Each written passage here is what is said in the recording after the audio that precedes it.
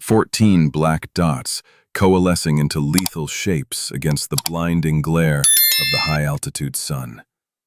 A bomber formation, crippled, lagging, bleeding fuel and fire over frozen Germany, was bracing for annihilation. Their single, lone defender had nothing left but instinct and courage. Every rule in the doctrine manual said Major James H. Howard was finished. His team had vanished, a ghost of an escort. But as the P-51 Mustang Ding Hao tore through the vast cobalt expanse, Howard saw the geometry of the fight differently. He was about to attempt a maneuver nobody in that theater of war had ever dared. The Luftwaffe commanders thought he was insane. 7 chaotic minutes later, the bomber stream would be safe, and the enemy would be reporting a new, horrifying nightmare back to high command. This is the story of a system built on rules, and the one person who proved that courage without logic is noise, and logic without courage is just theory. This is the moment a single fighter turned the tide of a battle that mattered. Before we dive into the impossible maneuver, pause right now and subscribe to WWII War Notes and tell us in the comments what you think the most dangerous part of this flight was, and where you're watching from around the world. The year was 1944. The air over Oschersleben, Germany, was not merely cold. It was a physical barrier of frozen cobalt, carrying the thick scent of high-octane fuel and the pervasive dread of high-altitude war. Deep beneath the heavy contrails of the formation, the fate of the 8th Air Force's lead bomber stream, 23 B-17 Flying Fortresses, was resting on the shoulders of Major James H. Howard, commander of the 356th Fighter Group, strapped into the cockpit of his beloved P-51B Mustang, Ding Hao. Howard had earned his initial legend in the brutal, chaotic freedom of the Pacific Theater. But the conflict in Europe was a calculated, industrialized grind of attrition. Today, December 11th, the sophisticated machine of air war had completely broken down. Heavy cloud cover, fuel mismanagement across the groups, and fierce Luftwaffe counter-interceptions had scattered the other P-51 escorts like dust motes. Howard's final 2 wingmen, running critically low on reserve, had been forced to peel off toward England. The protocol was simple, rigid: escort until relieved. But relief was now a phantom, leaving Howard in the most terrifying situation a fighter pilot can face: isolation above a defenseless flock. He dipped his wings, a practiced movement of check and balance. The roar of the Packard Merlin engine was steady, yet his heart remained a quiet, rhythmic drumbeat against the noise. The fuel gauge needle dipped into the red band, a screaming warning of danger that he deliberately ignored. His focus was fixed below. The lead bomber box was lagging, their defensive guns already spitting despairingly at the horizon. They were alone, exposed, and the Luftwaffe, specifically the command of Oberleutnant Otto Stahl, knew it. The first indication that this was not a casual interception, but a coordinated execution order, was the sheer scale of the attack converging from the sun's glare. Not the typical opportunistic pair of bandits, but a converging mass of lethal intent. 14 German fighters. It was a mixed, aggressive pack. The heavy-hitting Focke-Wulf FW-190s and the agile, high-climbing Messerschmitt Bf-109s. Stahl, the German commander, saw the single lone Mustang below the contrails and registered nothing more than an insolent annoyance, a fly guarding a feast he intended to devour. Stahl ordered the assault, a dedicated wide-angle attack designed to crack the B-17 formation wide open, allowing the heavy-caliber weapons of the FW-190s to close in for the devastating kills. Howard watched the dots swell from distant specks into lethal, detailed silhouettes. He had only 2 choices, both equally suicidal: conserve his precious remaining fuel and guarantee the massacre below, or sacrifice everything and dive into the center of the violence. He chose the latter, pulling the stick back and feeling the familiar G-forces press him deep into his seat. His voice, reaching the lead fortress, the city of Savannah, was not panicked, but unnervingly calm, despite the impossible odds arrayed against him. "I'm on them," he stated. "Stick tight." The dive toward destiny began. Howard hit the afterburners. The Packard Merlin engine, already roaring at a dangerous threshold, responded with a screaming, visceral surge of power, thrusting the P-51 toward the oncoming tide of destruction. His dive was not merely an aggressive maneuver. It was a desperate, calculated gamble to create a momentary breach in the enemy's confidence. A flinch that could buy the B-17's 30 seconds of life. He knew the odds were impossible, yet the doctrine of escort until destruction was wired deep into his command ethos. The first pass was a blur of violence designed to shatter the Germans' coordinated approach. He targeted the Focke-Wulf FW-190, leading the charge on the far right flank. This aircraft, a heavy, brutal machine designed for boom and zoom tactics, was key to the German strategy. If Howard could force the leader to break, the whole line might fracture. In the chaotic, frozen air, Howard's hands moved with practiced, surgical precision. He stabilized the Mustang just long enough to bring the gun sight's glowing red dot onto the FW-190's wing root, holding his breath as he squeezed the trigger. The chatter of his .650 caliber machine guns was deafening, the sheer volume of lead tearing through the high-altitude silence. A perfectly aimed short burst stitched the enemy's wing root. Smoke immediately poured out, thick and oily, turning black as the German plane inverted violently and disappeared into the clouds below. One down. If you're watching this right now, and you still haven't subscribed, ask yourself this: would you have left Howard alone up here? Don't be the one who turns away. Subscribe so this story isn't forgotten. The cost of this immediate success, however, was staggering. Howard had momentarily focused too long on the kill, neglecting the tactical rotation of the remaining 13 enemy aircraft. From his left, a streaking Messerschmitt Bf-109, piloted by a young, hot-headed flyer named Dieter, flashed past the dinghouse canopy, a ghostly shape in the periphery. Howard instinctively wrenched the stick, but it was a fraction of a second too late. Crack! A 20mm cannon round fired from the Bf-109's nose cannon tore into the Mustang's delicate structure. It wasn't a direct hit on the engine or cockpit, but the shrapnel and explosion ripped through the left horizontal stabilizer. The immediate mechanical feedback was terrifying. The control surfaces felt instantly sluggish, unresponsive, almost disconnected from his hands. Howard swore under his breath, a cold wash of realization hitting him harder than the cannon shell. He glanced at his main hydraulic pressure gauge. It had plummeted to 0. The damage was catastrophic.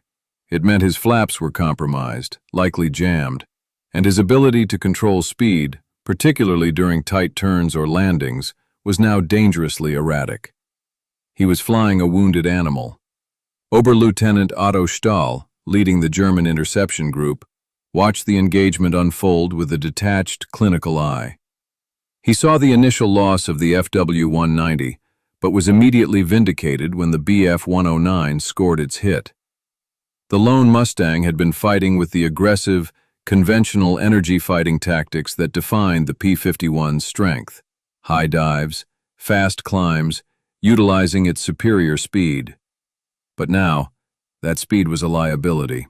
Stahl immediately radioed his pilots, his voice sharp with tactical certainty. "He is damaged." "He is running on fumes and courage alone. Break his rhythm, box him, and then we take the bombers." The German formation didn't need to defeat Howard. They just needed to slow him down, keep him occupied, and let the sheer attrition of numbers win the day. And the plan was working. Howard couldn't keep diving and climbing at full speed. He was already pushing his fuel reserves, and if he became trapped at low energy, The Germans, now hunting in coordinated packs, would simply carve him apart. Every time he cleared one sector, 3 other Bf-109s would converge on the B-17s from another angle. The defensive guns of the fortresses were firing continuous, desperate tracers, but the German fighters were now in too close. The situation spiraled into the catastrophic. The lead bomber box began to implode. The city of Savannah took a heavy hit to its No. 2 engine, which immediately burst into flame. Moments later, another B-17, the Miss Prudence, was struck by a prolonged burst from a FW-190's heavy cannons. The bomber yawed violently, its fuselage split open, and the crew began bailing out into the freezing air, tiny white parachutes blooming against the gray sky. Howard felt a sickening lurch in his stomach. His conventional tactics were failing. The bomber formation was cracking wide open, 2 fortresses down, and the enemy was closing in for the complete kill. He was outnumbered 13-1, his aircraft was crippled, and his current path led only to his own fiery death and the slaughter of the men below. This was no longer a dogfight. It was a last stand, rapidly losing its footing.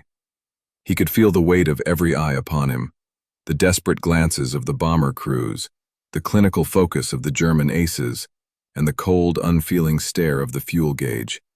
The sheer numbers, combined with the structural damage to the P-51, meant that trying to fight with standard rules would guarantee his demise and the failure of the mission. The Mustang, usually a swift dancer in the sky, felt like a sluggish, wounded beast. The damage to the rudder and flaps was not just a technical issue. It was a complete subversion of the aircraft's intended flight envelope. He needed a complete shift in strategy, something illogical, something suicidal, that would leverage his broken aircraft against the enemy's rigid training. He had to make the German pilot stop thinking about speed and start thinking about physics and the terrifying lack of it. He prepared himself for the ultimate paradox. Instead of relying on the P-51's speed, he would embrace the damage, slowing the Mustang down to a stall, turning his high-speed thoroughbred into a wallowing, unpredictable trap. The moment of radical deviation was at hand. Before he risks everything, pause. If you haven't subscribed yet, don't let this courage go unheard. Men like Howard gave everything.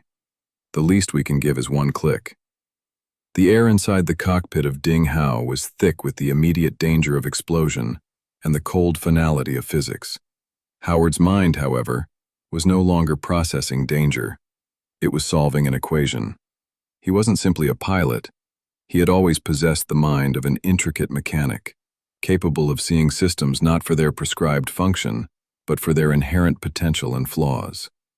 This deep, almost intuitive understanding of machinery, honed in early life perhaps, solving problems with limited resources, meant he could analyze the P-51 not as a vehicle, but as a complex system of forces, torques, and broken components. In the Pacific, he had learned how to use limited resources and no backup plan, a skill that transcended the strict doctrine taught in training schools. He stared at the plummeting hydraulic gauge and the unresponsive left stabilizer. Conventional wisdom screamed, "Maintain speed, disengage, run for the clouds." But conventional wisdom demanded a perfect aircraft fighting perfect odds. Howard had neither. The P-51 was a thoroughbred designed for speed and vertical maneuvers. It was an energy fighter, meaning its strength lay in converting altitude to speed and speed back to altitude. The German pilots, especially aces like Stahl, were masters of predicting energy use, reading a Mustang's intentions by its speed vector alone. They expected the Mustang to climb, dive, and use high velocity to escape or engage. That very predictability was the weakness Stahl was currently exploiting, boxing Howard in and forcing him to burn his last drops of fuel in futile high-speed escapes. Then came the moment of profound, almost impossible clarity, the plot twist that changed the entire geometry of the fight. If the P-51 could no longer perform as an energy fighter, why try to force it? The physical damage, the shattered control surface, and the dead hydraulics were not a liability. They were the key to an entirely new set of rules. The cannon round had compromised his ability to fly fast and straight. Howard seized this flaw, deciding to turn the highest virtue of his aircraft, its superior speed, into a fatal paradox. He would deliberately slow the Mustang almost to a true aerodynamic stall, flying on the ragged edge of lift, a razor's edge between control and disaster. This tactic relied entirely on the massive torque of the powerful Merlin engine and constant aggressive rudder pedal input to maintain precarious control. He traded the P-51's superior speed for chaotic, low-energy maneuverability, a style of fighting that directly challenged the design strengths of the opposing aircraft and forced the enemy to slow down and risk entering their own critical speed envelopes.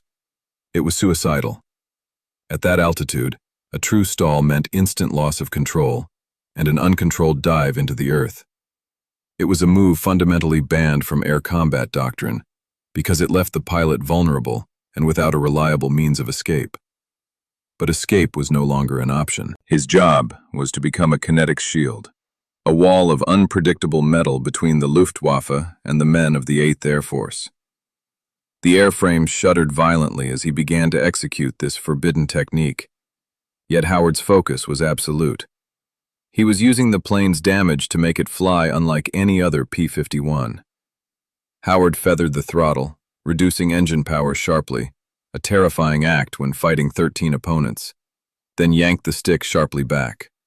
The Mustang groaned in protest, the airframe screaming under the sudden, massive stress.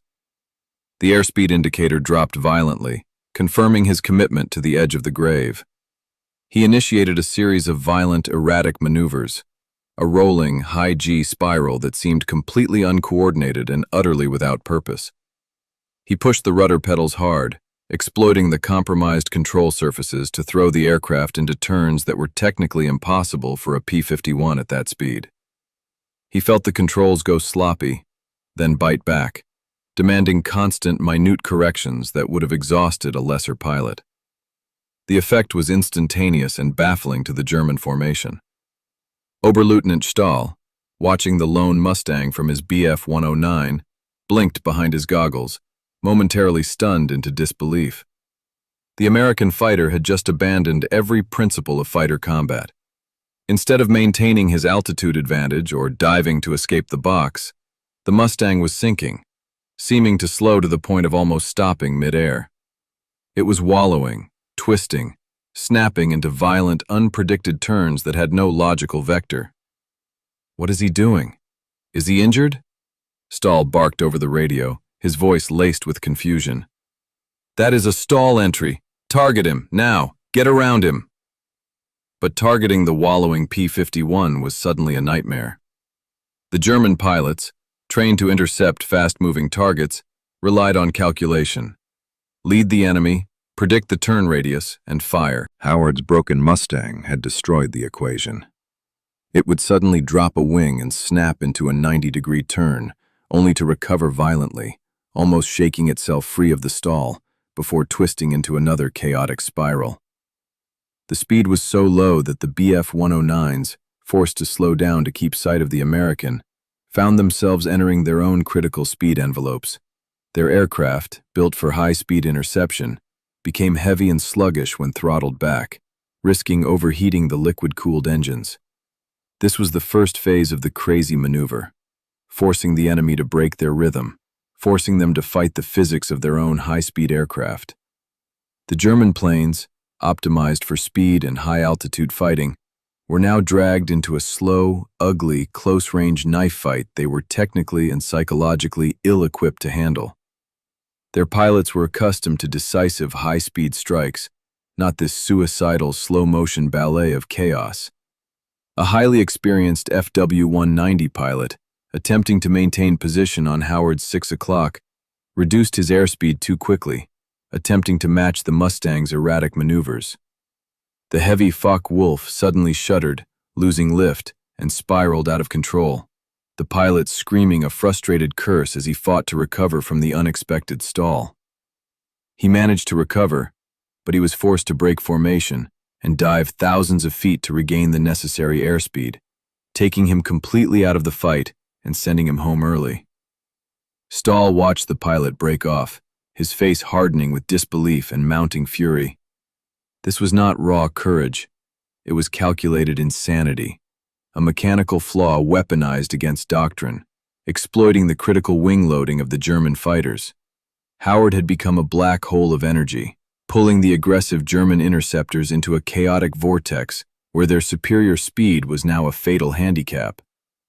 The remaining Germans began to hesitate. They started overshooting, their momentum carrying them past the slow-moving target, forcing them into wide, predictable correction loops that Howard, despite his damage, was prepared to exploit. The line of attack was dissolving from a coordinated box into a scattered, confused mess. Howard was now everywhere at once, precisely because he was nowhere predictable. The impossible fight was just beginning. But for the first time since the escort failed, the tide of confidence had shifted, not toward the defender, but toward the lethal chaos he had unleashed. He prepared for the next, most dangerous phase, using the German pilot's confusion and overshoots to transition from defense to immediate surgical offense. His first target was a Bf-109 that had just passed too close to the city of Savannah, having completely failed to comprehend the slow, twisting motion of the P-51. The 4 minutes that followed were less a sequence of military maneuvers and more a hallucinatory ballet of defiance, executed by a dying machine and a desperate pilot. Howard's transition from a kinetic shield to a surgical predator was signaled by a chilling silence in his communications. He shut off his radio, cutting out the panicked chatter of the B-17 gunners and the clipped, arrogant commands of Oberleutnant Stahl. He needed absolute focus. His margin for error was now measured in inches and milliseconds. Every stick movement, every rudder press, was a calculated risk that flirted with an irrecoverable stall. The air around him was chaotic. The German fighters, having slowed down to match the Mustang's bewildering low-energy speed, were flying erratically. They were trapped in the black hole of chaos Howard had created, forced to rely on visual tracking because their own speed calculations were useless. Howard took advantage of the most reliable prediction in dogfighting, the overshoot. Howard's target was the Bf-109 that had nearly collected the city of Savannah moments before. The German pilot, frustrated by the Mustang's sluggish pace, overshot Howard by 30 meters, banking wide to the left to correct his mistake. This was exactly the error Howard needed. The Bf-109 pilot, fixated on the P-51's slow drift, expected Howard to follow doctrine, a gentle banking turn to the left to stay in the fight. Instead, Howard did the impossible. He held the throttle steady, keeping the Merlin engine churning out maximum available torque, and stomped the right rudder pedal to the floor. The Mustang, crippled by the shrapnel damage and wallowing at an airspeed that should have seen it plummeting, snapped violently into a right-hand yaw. The move was horrific. A high-G, uncoordinated skid where the airplane's nose simply swung around its axis rather than following a smooth arc. The plane shrieked in protest, the damaged left stabilizer threatening to peel away. But the massive torque from the engine, now being aggressively leveraged by the rudder, held the nose steady for the critical 2 seconds. The German pilot, caught mid-correction, watched in stunned disbelief as the Mustang's nose swung a full 140 degrees, faster than any P-51 should be able to turn at that speed. He was suddenly staring down the barrels of 6 50-caliber machine guns. Howard didn't adjust his aim. He simply held the rudder steady, letting the violent skid bring the German into his sights, and squeezed the trigger. The burst was short, disciplined, and utterly devastating. The heavy rounds ripped through the Bf-109's thin aluminum skin, striking the engine block and the cockpit in a savage, concentrated spray. The German pilot didn't even have time to utter a sound. The Bf-109, now a dead weight of twisted metal, pitched forward and spiraled down, leaving behind a brief, flaring contrail of burning fuel. 1 down, 12 to go.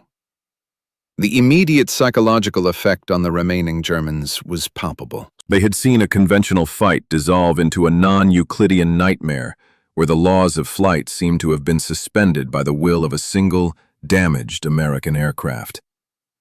Their tight formation widened further, the pilots subconsciously increasing the distance between themselves and the insane Mustang. Stahl's voice crackled on the German frequency, strained and confused. "He is not flying. He is falling, but with control. Do not slow down. Use speed. Use the vertical." But Howard was already too deep into the chaos. The German pilots had to slow down to protect their main target, the bombers, which were still trundling along, slightly safer now that the initial coordinated attack had been shattered. Stahl's attempts to impose tactical logic were being drowned out by the visceral shock of the Mustang's unpredictable aggression. Stahl was a true ace, and unlike his subordinates, he quickly recognized the nature of Howard's deadly game. The American was using his engine torque against them. Stahl ordered his most reliable wingman, Lieutenant Klaus, to enter the low-speed envelope and destroy the Mustang in a protracted knife fight, trusting Klaus's superior stick skills in close quarters. Klaus, flying a Bf-109 with its superior rate of climb at altitude, accepted the challenge, peeling off and reducing his speed to follow the wallowing P-51. He closed the distance cautiously, positioning himself on Howard's 3 o'clock, aiming for the engine. This time the German pilot was patient, avoiding the hasty overshoot. He matched the Mustang's speed, waiting for the predictable slow turn that must inevitably come. The two fighters crawled through the sky, thousands of feet above the earth, separated by 50 agonizing meters. The tension was immense. This was two masters of aerodynamics trying to outthink physics itself. Howard knew this pilot was different. He couldn't rely on the simple overshoot trap. He had to execute the most dangerous, torque-dependent maneuver he knew. With the Mustang flying barely above stall speed, any abrupt change in G-loading would cause the wings to lose lift entirely. Klaus closed in, seeing his opportunity as the Mustang seemed to drift sideways. He prepared for his firing solution. Then, Howard gave the Mustang everything he had. He simultaneously feathered the throttle to the absolute minimum, then hammered the left rudder pedal and applied extreme opposite aileron, a move that should have instantly killed his airspeed and sent him spinning. But the damaged control surfaces, instead of locking up, responded erratically, and the powerful Merlin engine, now running at a frantic low speed, twisted the airplane in opposition to its rotation. The sheer physics of the spinning propeller trying to keep the plane straight generated a powerful torque moment, a twisting force that Howard leveraged like a hydraulic jack. Instead of stalling, Ding Hao performed a horrifying near-vertical 90-degree climbing turn to the left, pivoting around the engine torque. It was a maneuver that should only have been possible in a lightweight biplane at sea level, not a heavy P-51 at 25,000 feet. The change in direction was instantaneous and violent. Klaus, caught completely flat-footed, saw his target vanish and reappear instantly, the muzzle flashes from Ding Hao blinding him. The suddenness of the torque turn defied every model he had ever learned. The bullets found him mid-throttle. Klaus's Bf-109 erupted into a ball of flame, the impact of the high-caliber rounds causing a massive structural failure. The plane disintegrated rapidly, tumbling end over end, the pilot's cockpit becoming a violent maelstrom of fire and broken metal before it plunged silently toward the Reich below. If this moment stunned you and you still haven't subscribed, imagine watching a pilot do the impossible while you stay silent. Don't be that person. Honor the story. Hit subscribe now. Howard's vision grayed out from the G-forces, and he gasped for air. The strain was agonizing. His neck felt weak, his arms numb. The Mustang's airframe, having absorbed the G-load of the impossible torque turn, felt like it was finally giving up. A new, sickening vibration shook the cockpit, accompanied by a flickering red light on the dashboard, a deeper structural damage warning. He glanced at the B-17s. They were still flying, saved by the sheer terror he was inflicting. The loss of Klaus, Stahl's most trusted wingman, was the tipping point. The remaining German pilots, already demoralized, began to operate purely out of fear. Stahl, however, remained cold and focused, orbiting above the chaos. He realized that this crazy maneuver was the only thing standing between him and his mission's success. He also understood that Howard was running on fumes and sheer willpower. Stahl directed the remaining 10 fighters into 2 loose elements of 5, ordering them to attack the bombers, ignoring the Mustang entirely. "He cannot stop all of you! Focus on the fortresses! End this!" Howard saw the renewed intent. He had won the tactical battle, but he was losing the strategic war. He couldn't duel every remaining fighter. He had to destroy their collective will to fight. He chose a large, robust Focke-Wulf FW-190 leading the second element, a heavy-set target representing the industrial might of the Luftwaffe. Howard didn't want to kill the pilot. He wanted to terrorize him. Howard positioned himself high, using the last of his momentum to execute a shallow dive toward the FW-190's tail. The FW-190 pilot, seeing the Mustang coming, didn't attempt to fight. He broke violently, turning hard toward the sun to escape the terrifying chaos below. Howard followed, but instead of maneuvering, he simply pointed the nose of the ding house straight at the FW-190 and held the trigger down for a prolonged, brutal 7-second burst. The .50 caliber rounds, tracer after tracer, streamed directly toward the fleeing German. Howard was not aiming for a kill. He was aiming to force a total structural breakdown. The continuous stream of fire tore into the FW-190's fuselage and right wing. The wing didn't explode, but it was visibly shredded, the metal peeling away under the stress of the constant impacts. The pilot screamed, knowing his plane was rapidly approaching structural failure. He immediately disengaged, not bothering to recover or look back, plunging down toward the safety of the clouds. Stahl watched the FW-190 retreat, a fighter that had barely been touched, fleeing in panic from a crippled P-51. The sight broke the German commander. 10 fighters remained, but only one pilot, Stahl himself, retained the will to continue. The psychological damage was done. The German formation, now fragmented and terrified of the Americans' impossible defense, lost all cohesion. They had witnessed 3 kills, 2 planes destroyed and 1 fleeing, all within a 4-minute window, executed by a single, crippled machine. They didn't retreat because they were weak. They retreated because one man refused to quit. Don't walk away from this story without supporting the channel. If you haven't subscribed yet, now is the moment. Don't let this bravery sink into obscurity. Stahl, his face a mask of bitter disbelief, knew the fight was lost. The mission was a failure. He ordered the remaining forces to disengage and return to base, reporting heavy resistance and the inexplicable loss of 2 planes to a single, damaged American fighter. The air went silent, save for the roar of the Merlin engine.